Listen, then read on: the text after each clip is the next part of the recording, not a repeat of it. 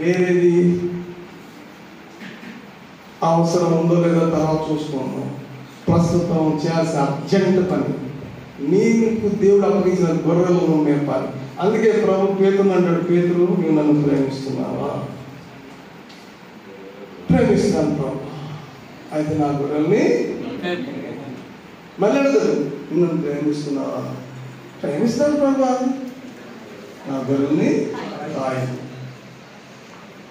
పేతురు నన్ను ప్రేమిస్తున్నావా?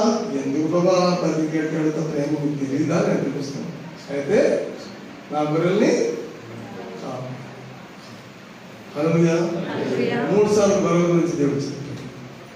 చెప్పండి, దేవుడు నాకు నియమించిన ఒకే ఒక గొప్ప పని, నాకు అప్పగించిన గొర్రెలను కాయటం, మేపటం, కాపాడటం. హల్లెలూయా.